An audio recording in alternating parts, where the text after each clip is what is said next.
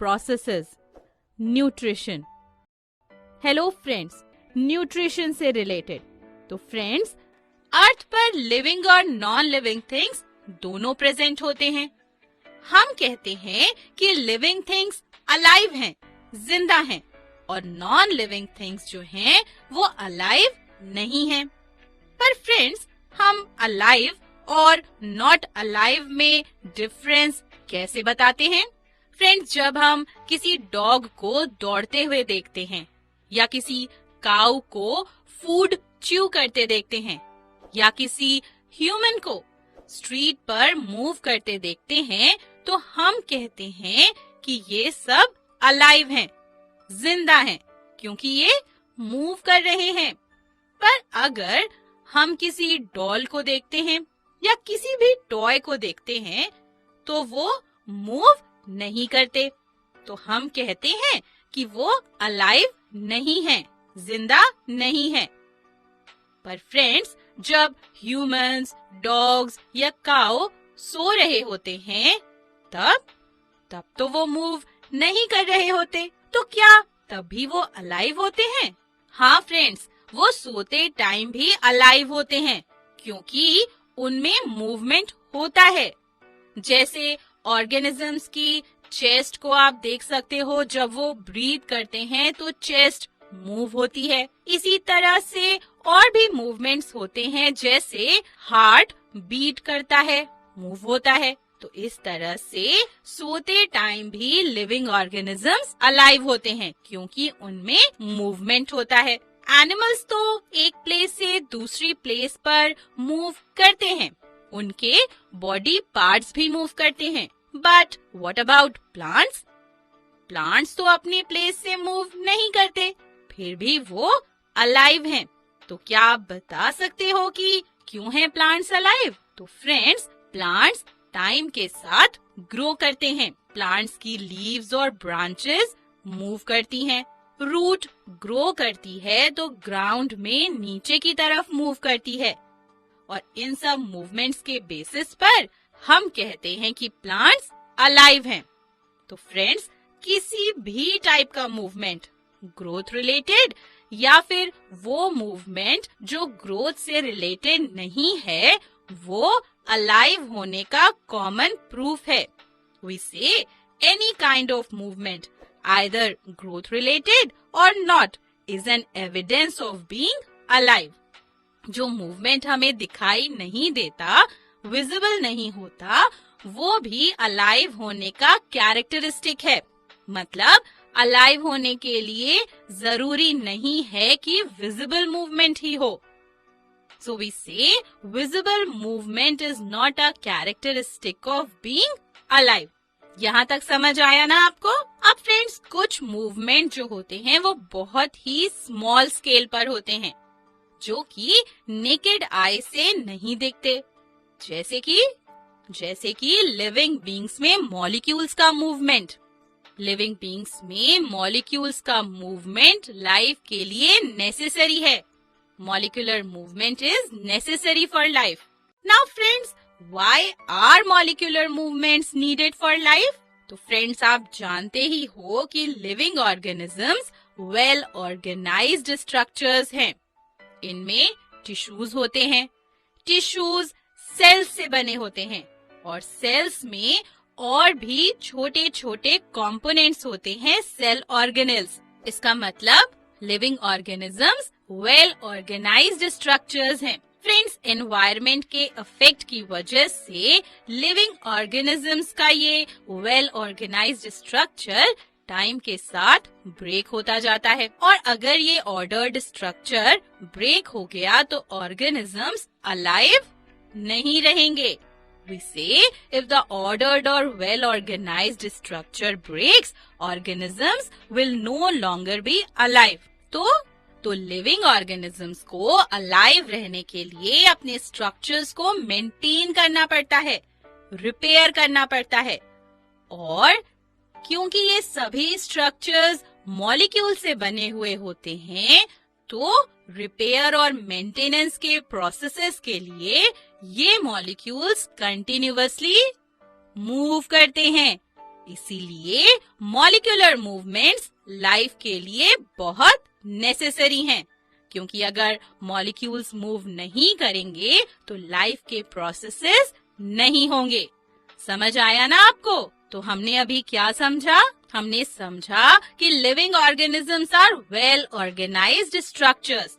They have tissues, tissues have cells, and cells have smaller components in them. If the ordered or well-organized structure breaks, organisms will no longer be alive. All these structures are made up of molecules, and molecules move all the time to repair and maintain these structures. And therefore, molecular movements are necessary for life. Friends, अब आपको एक interesting बात बताते हैं।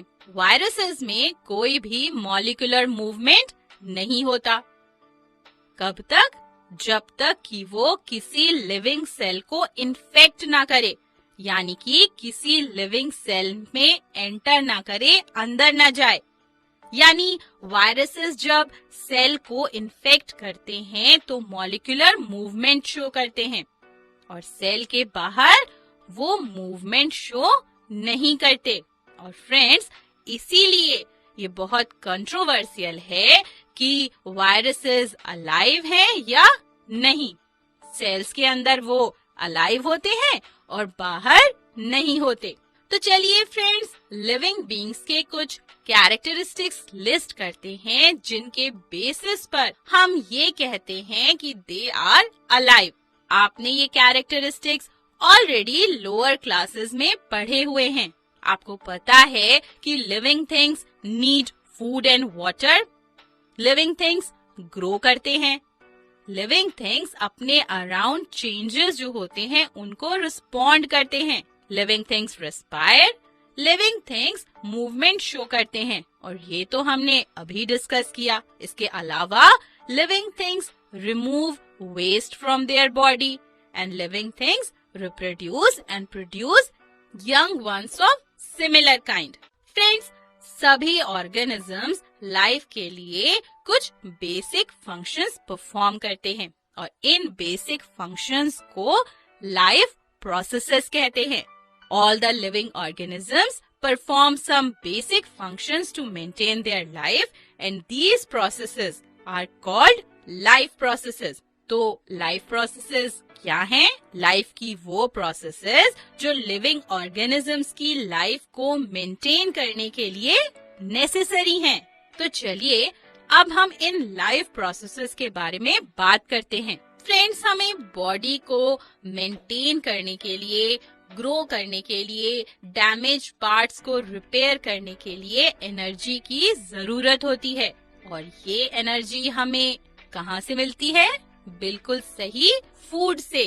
और energy के source यानी food को बाहर के किसी सोर्स से बॉडी के अंदर ट्रांसफर होने की प्रोसेस को न्यूट्रिशन कहते हैं। The process by which a source of energy food is transferred from outside the body to the inside is called nutrition. Food sources mostly carbon based molecules होते हैं, यानी कि कार्बन कंटेनिंग कंपाउंड्स होते हैं, और different organisms different processes से nutrition obtain करते हैं। यहाँ तक समझ आया? वेरी गुड, आगे बढ़ते हैं। फ्रेंड्स, हमें पता है कि एनर्जी बॉडी के बाहर से सोर्सेस से मिलती है, और ये एनर्जी सोर्सेस फिर बॉडी के अंदर ब्रेक डाउन होते हैं, एक यूनिफॉर्म सोर्स ऑफ एनर्जी में कन्वर्ट होते हैं, और फिर रिपेयर में और बॉडी में नए कंपाउंड्स बनाने में यूज होते हैं। बॉडी में इन सोर्सेस का break down oxidation reduction reactions की हेल्प से होता है। इनके बारे में आप चैप्टर 1 में पढ़ ही चुके हैं। ऑक्सीडेशन यानी ऑक्सीजन का एडिशन, और रिडक्शन यानी ऑक्सीजन का रिमूवल। तो ऑर्गेनिजम्स बॉडी के बाहर से ऑक्सीजन लेकर न्यूट्रिएंट मॉलिक्यूल्स का ब्रेक डाउन करते हैं और एनर्जी रिलीज होती है, और इस प्रोसेस को रेस्पिरेशन कहते हैं। The process of taking oxygen from outside the body to break nutrients to release energy is called respiration. अब फ्रेंड्स, आपको पता है कि सिंगल सेल्ड ऑर्गेनिजम्स जो होते हैं उनमें कोई स्पेसिफिक ऑर्गन्स नहीं होते. फूड को अंदर लेना, गैसेस का एक्सचेंज और वेस्ट को बॉडी से बाहर रिमूव करना, ये सब सेल के एनवायरनमेंट से डायरेक्ट कांटेक्ट में होने की वजह से डिफ्यूजन की प्रोसेस से हो जाता है. पर फ्रेंड्स, मल्टी सेलुलर ऑर्गेनिजम्स में ये पॉसिबल नहीं है. क्यों नहीं है? क्योंकि सभी सेल्स एनवायरनमेंट के कांटेक्ट में नहीं होते, डायरेक्ट कांटेक्ट में नहीं होते. और हमने पढ़ा हुआ है कि मल्टी सेलुलर ऑर्गेनिजम्स में स्पेशलाइज्ड बॉडी पार्ट्स होते हैं जो कि स्पेसिफिक फंक्शंस परफॉर्म करते हैं. तो फूड और ऑक्सीजन लेने के लिए स्पेशलाइज्ड पार्ट्स, स्पेशलाइज्ड टिश्यूज होते हैं. पर इन स्पेशलाइज्ड टिश्यूज से बॉडी के हर एक पार्ट तक, हर एक सेल तक फूड और ऑक्सीजन को पहुंचाने के लिए एक सिस्टम की जरूरत होती है, एक ट्रांसपोर्ट सिस्टम की. क्या है वो system? Transportation system. So transportation system is a system that is needed to transport materials from one part of the body to the other. Friends, जब बॉडी में कोई भी केमिकल रिएक्शन होती है तो कुछ बाई प्रोडक्ट्स फॉर्म होते हैं जो यूजलेस होते हैं, जिनकी बॉडी में कोई रिक्वायरमेंट नहीं होती. ये हार्मफुल भी होते हैं. इन मटेरियल्स को बॉडी से रिमूव करना होता है. तो वेस्ट बाय प्रोडक्ट्स के बॉडी से रिमूवल के प्रोसेस को एक्सक्रीशन कहते हैं. क्या कहते हैं? Excretion. The removal of waste byproducts from the body is called excretion. तो फ्रेंड्स, एक ऑर्गेनिज्म के लिए न्यूट्रिशन, रेस्पिरेशन, ट्रांसपोर्टेशन और एक्सक्रीशन लाइफ को सपोर्ट करने के लिए इम्पोर्टेंट लाइफ प्रोसेसेस हैं. ये लाइफ के लिए बहुत जरूरी हैं. तो इस चैप्टर में हम इन्हीं सब प्रोसेसेस के बारे में डिटेल में पढ़ेंगे. तो फ्रेंड्स, चलिए अब इस मॉड्यूल में हमने जो पढ़ा है मेन पॉइंट्स को एक बार रिवाइज कर लेते हैं. हमने पढ़ा कि the most important feature to decide whether something is alive or not is movement. Molecular movement is necessary for life. हमने living things के characteristics पढ़े कि living things need food and water. They grow, respond to changes, respire, show movement, remove waste from the body, and reproduce. All the living organisms perform some basic functions, processes to maintain their life, and these processes are called life processes.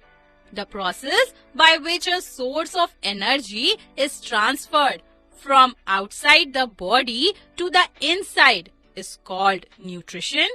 The process of taking oxygen from outside the body to break nutrients to release energy is called respiration. Transportation system is a system that is needed to transport materials from one part of the body to the other, and the removal of waste by-products from the body is called excretion. Friends, आप जानते हो कि हमें कोई भी काम करने के लिए एनर्जी की जरूरत होती है. जब हम वॉक करते हैं, बाइसिकल चलाते हैं या फिर और भी कोई भी फिजिकल एक्टिविटी करते हैं, तो भी हमें एनर्जी की जरूरत होती है. अगर हम कोई भी एक्टिविटी, कोई भी फिजिकल एक्टिविटी ना भी करें, तब भी हमारी बॉडी को एनर्जी की जरूरत होती है. और इस समय एनर्जी की जरूरत क्यों होती है?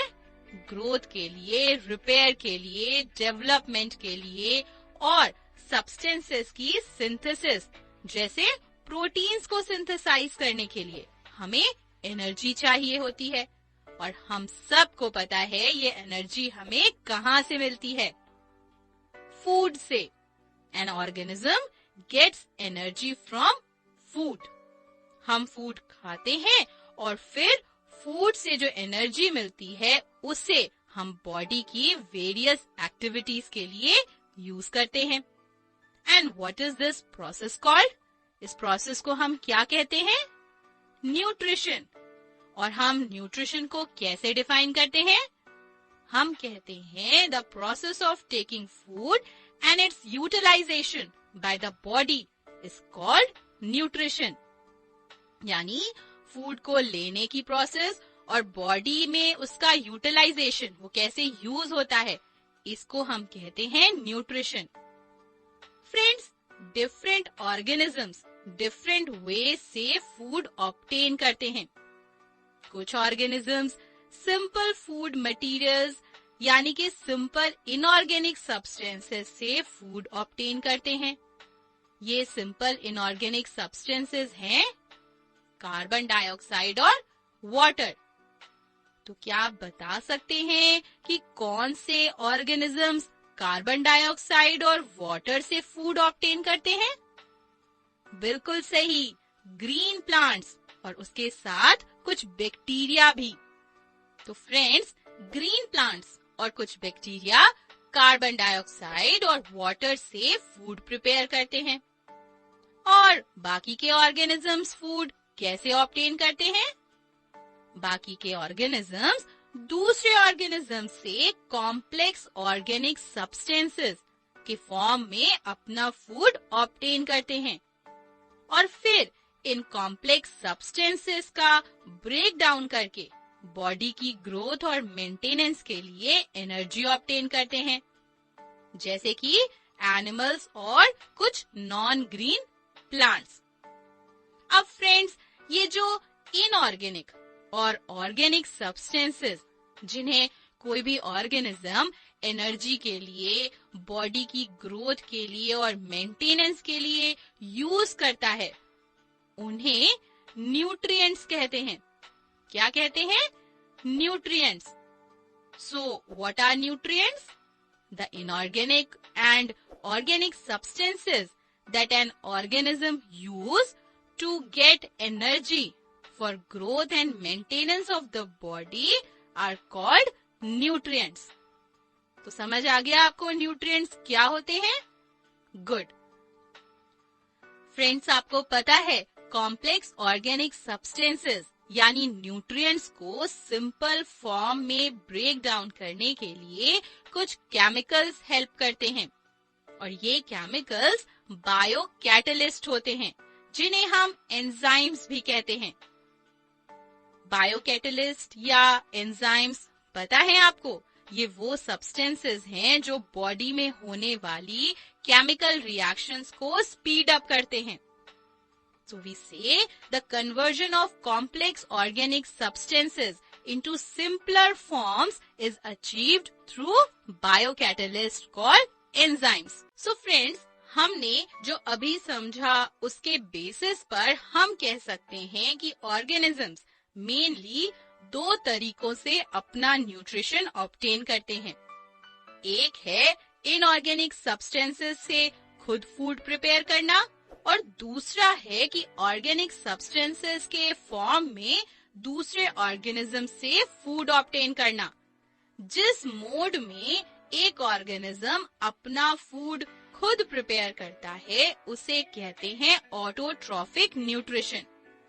The mode of nutrition in which an organism makes its own food using simple inorganic substances is called autotrophic nutrition. और जो organisms autotrophic mode of nutrition से food obtain करते हैं उन्हें हम autotrophs कहते हैं। The organisms that obtain their food through autotrophic mode of nutrition are called autotrophs. Green plants और कुछ बैक्टीरिया हैं autotrophs. और फ्रेंड्स, अब वो मोड ऑफ न्यूट्रिशन जिसमें एक ऑर्गेनिज्म दूसरे ऑर्गेनिज्म से फूड ऑब्टेन करता है उसे हेटेरोट्रॉफिक न्यूट्रिशन कहते हैं। तो बताइए, what is heterotrophic nutrition? The mode of nutrition in which an organism obtains its food from another organism is called heterotrophic nutrition. और जो ऑर्गेनिजम्स हेट्रोट्रॉफिक मोड से फूड ऑब्टेन करते हैं उन्हें कहते हैं heterotrophs. The organisms that obtain their food through heterotrophic mode of nutrition are called heterotrophs. और heterotrophs के कुछ एग्जाम्पल्स हैं एनिमल्स और नॉन ग्रीन प्लांट्स। यहां तक समझ आ गया ना आपको फ्रेंड्स? अब चलिए बात करते हैं ऑटोट्रॉफिक न्यूट्रिशन की। फ्रेंड्स, हमें पता है कि autotrophs inorganic substances, carbon dioxide और वाटर की हेल्प से फूड प्रिपेयर करते हैं। फूड प्रिपेयर करने के लिए कार्बन डाइऑक्साइड और वाटर के साथ साथ सनलाइट और क्लोरोफिल भी चाहिए होता है। So autotrophs take water and carbon dioxide from the surroundings and convert them into carbohydrates, food in the presence of sunlight and chlorophyll. यानी autotrophs सराउंडिंग से वाटर और कार्बन डाइऑक्साइड लेते हैं और सनलाइट और क्लोरोफिल की प्रेजेंस में उसे कार्बोहाइड्रेट, जो कि फूड है, उसमें कन्वर्ट कर देते हैं। और आप बता सकते हो मुझे इस प्रोसेस को क्या कहते हैं? बिल्कुल सही, photosynthesis. So we define photosynthesis as the process of preparing food from carbon dioxide and water by using sunlight energy in the presence of chlorophyll is called photosynthesis. Photosynthesis की प्रोसेस में जो food prepare होता है वो एक carbohydrate glucose की form में होता है और ये ग्लूकोज प्लांट में एनर्जी प्रोडक्शन में यूज हो जाता है। चलिए अब इस मॉड्यूल के मेन पॉइंट्स को रिवाइज कर लेते हैं।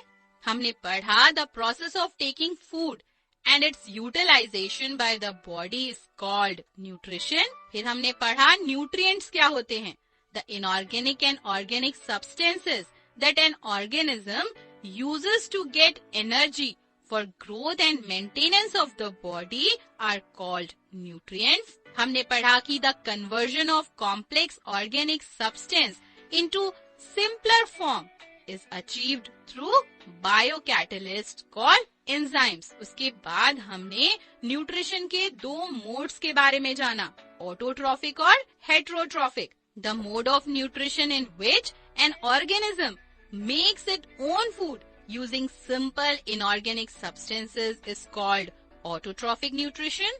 The organisms that obtain their food through autotrophic mode of nutrition are called autotrophs.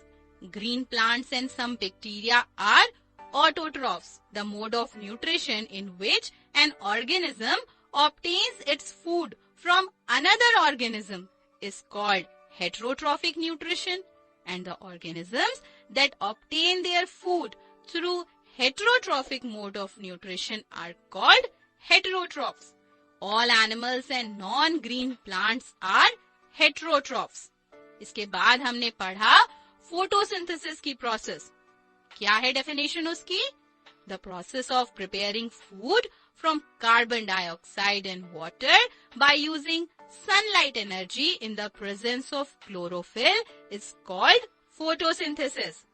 The food prepared by the process of photosynthesis is a carbohydrate glucose, and glucose is converted into starch and stored as an energy reserve.